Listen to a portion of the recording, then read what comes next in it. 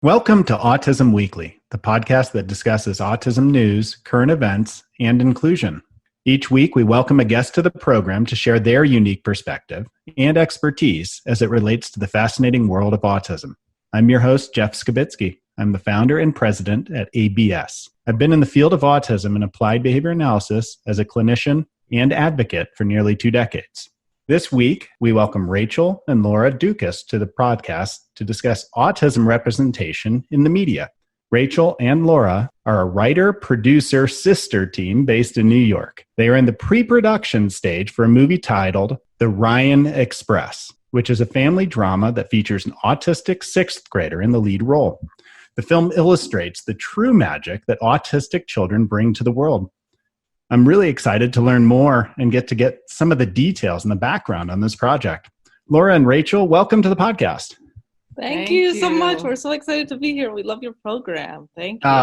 Well, thank you. And, this story that you guys are creating, I want to kind of get to the root of it. Is what is the story about? How did you come across the story about the Ryan Express and this truly kind of interesting, unbelievable 6th grade child who has such a cool story to tell?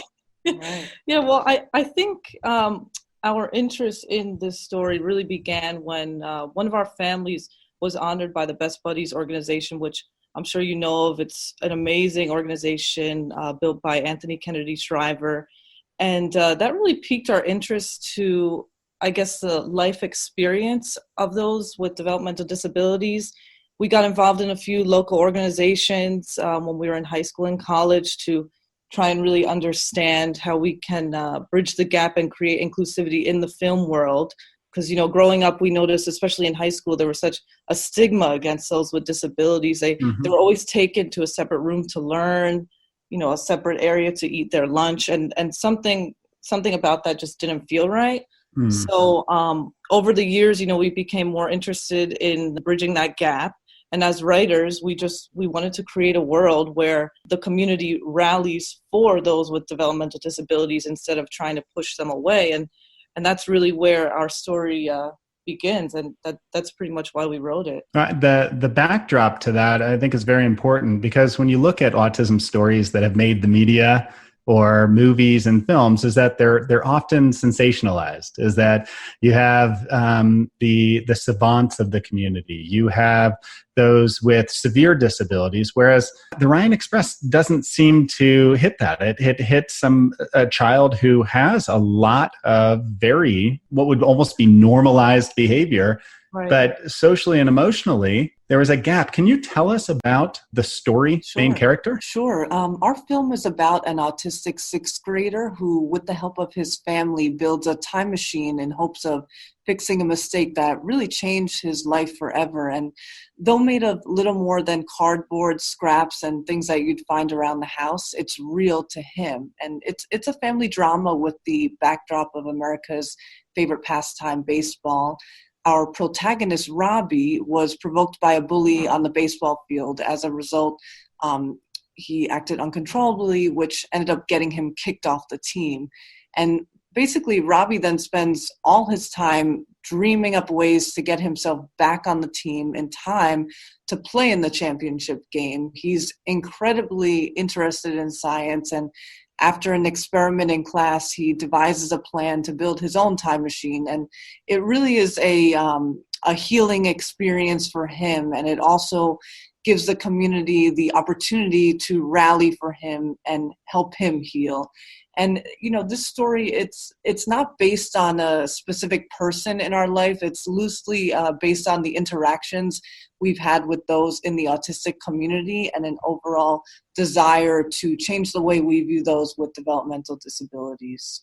Yeah, and even if it's not specifically somebody's story that they're telling, is that I can sense that this is not an atypical challenge for a lot of kids, especially children who may identify as autistic, just because that social part of being able to understand and reason at the moment or slow down before responding so quickly. is a challenge. When you were doing the research for the film, is that something that was echoed by the community as far as, this is real? These emotional responses are hard to dampen. Oh, yeah, absolutely. I mean, when we were writing at first, it was so incredibly difficult for us to get inside Robbie's head to really understand that process of needing to slow down and the responses that they have. And, of course, along with our writing partner, J.V. Hart, we've done a tremendous amount of research. We all happen to know autistic children through friends and family.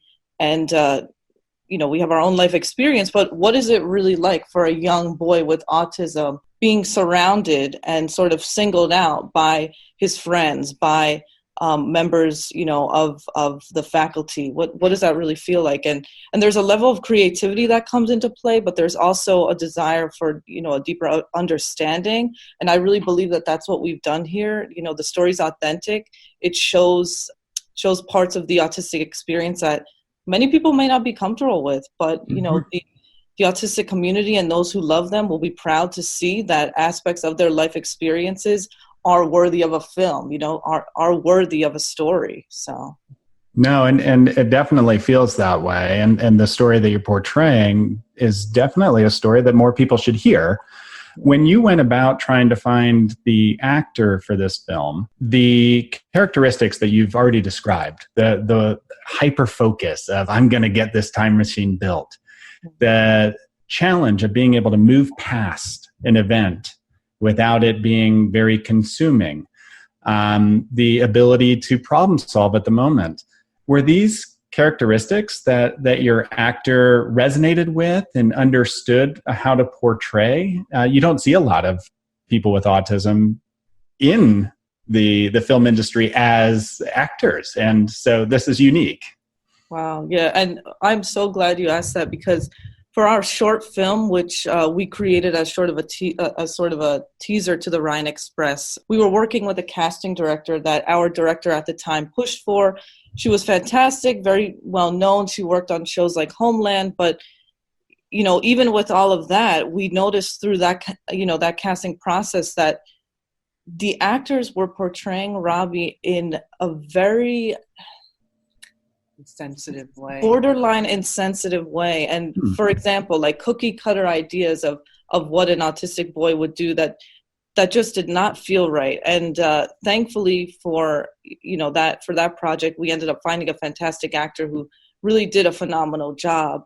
But for the Rhine Express, we're working with a new director, Sean McNamara, who is completely comfortable casting an autistic boy for our lead. And the question really, that we asked ourselves was, how can you tell a story about a community without their direct involvement? And that's really it. Thankfully, the film world has changed a lot since we produced our first, our short film. But, you could just tell by the amount of content that's coming out there, like, Peter and Butter Falcon, who had a boy who had a developmental disability, and he was the lead, and he did a tremendous job, and I believe he was nominated for an Oscar, which is just incredible. So, we're just really excited about that. And Anthony Kennedy Shriver, introduced us to several members of the Best Buddies who fit the role, and we're just so excited. Actually, one of the children who just submitted a tape is a local actor, has a tremendous passion for baseball, and it was incredible. It was as if this story was written for him. That's amazing. And, I'm not in the film industry, but I'll tell you is that watching movies is the authenticity factor is so important. Yes. And if you have an actor who can feel, live, and really demonstrate the experience, I would imagine that's a hallmark of a great film right from the beginning, is that you have the right people in place. And unfortunately, when you look at the history of films that portray autistic individuals, it's the rarity. It isn't common, and there's no reason it shouldn't be. What was the experience with the actor on set? Did you see things that were different? Were there different challenges having an autistic lead actor?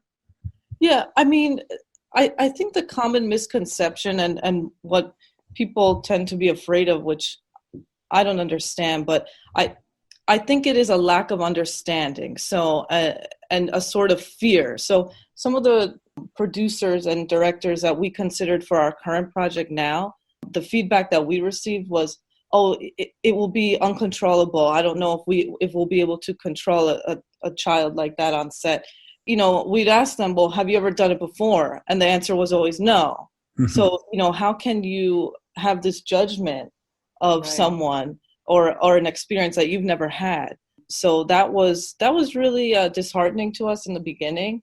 Like I said, we've even worked with production assistants in the past who have had autism, and they're just a pleasure to work with. I mean, they're so detail-oriented, timely. I mean, obviously everyone's different. They have their own qualities, but I will say that working with them is an absolute pleasure.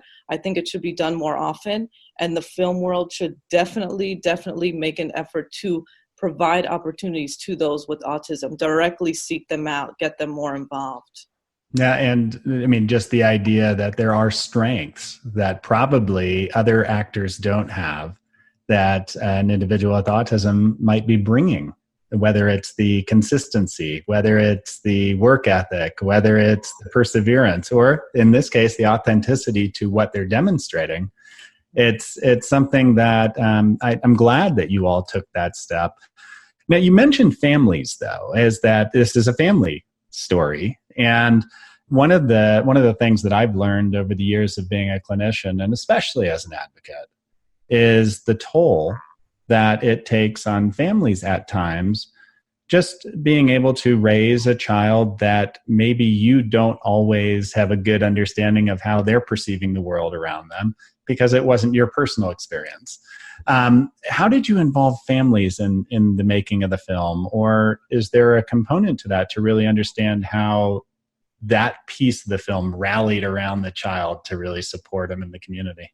I mean, I think what we did a little differently with our project is sort of what we were saying before was, a lot of the content out there, they don't show a lot of the time the true struggles at home, which we wanted to dive deep into.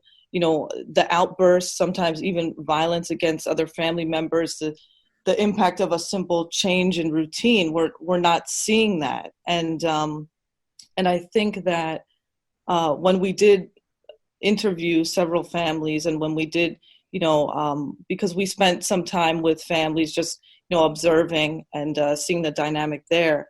And also a lot of families were generous enough to loan us diary entries of, some of the worst experiences of when they felt completely hopeless.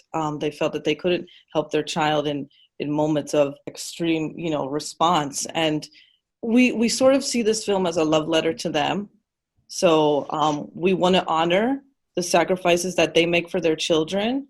And we also want to honor the children themselves and show that, this is not an easy thing. We cannot sugarcoat this. This is not an easy thing to deal with for anyone involved. I think your experience is very similar to what I've been seeing my whole career, is that the families are resilient. And you actually see a closer knit family because it takes every component of that family to be that support system, not just for the child, but for the entire family to continue to operate.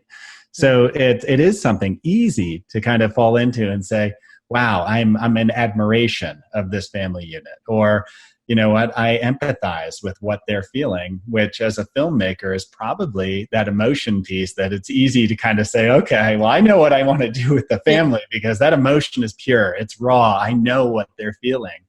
And I can't wait to see what that looks like in your film, just because with what Robbie was going through, being kicked out of his sport, having to fight his way back on, and being bullied, is that there has to be a very strong emotional connection of all those characters.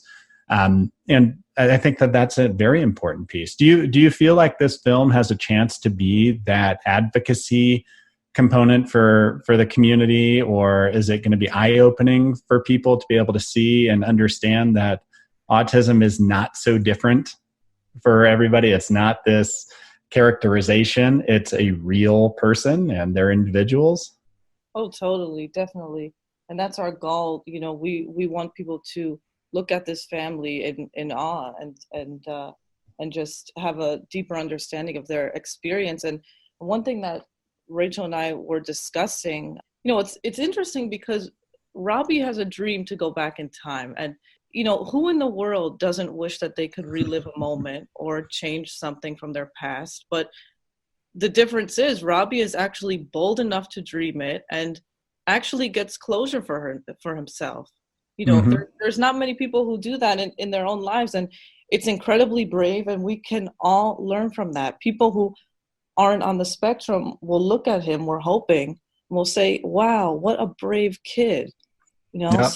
So yeah, we're just hoping to create a character, a family dynamic that people can love, and something that will create a deeper understanding of the experience. And I think what you said there is powerful. The idea that inclusion also means that we're learning from everybody in our community, is that this autistic child, Robbie, his story, the way he went about trying to tackle a mistake he made, and his perseverance to make it better somehow, or learn from it, or be able to do something differently, is something that, all of us should be learning from. We should never stop learning. And it takes this idea coming out from an autistic child being able to show us how to make a dream real, which is, it's almost like that child naivety at times of, life doesn't have to be so challenging all the time. We can fix things. And we all need that in our life at the moment is, take a step back. There's no reason that life can't be whole again. Let's go back and learn from what we did. So, and I guess that's my take on inclusion, is that we should be learning from everybody. But how do you see what this film is spreading as far as awareness and inclusion and the ability to be able to make sure that everybody has a chance to be a contributor in every walk of life? Well, I think our decision to cast an autistic actor was really a step in the right direction, and it brings out a very different perspective, and we, like as we were talking about before, we get to see more of the family dynamic and the sacrifices that are made on a daily basis. But we also get to see the real magic that these children bring to the world. So I think that will definitely help with spreading awareness and really giving people a new perspective on this. Mm-hmm. And do you think that when the film is released, is that I'm just imagining in my own head, looking at families sitting there and connecting to Robbie, because Robbie seems like everybody's child. It seems like it could be anyone. So like you have this family watching it.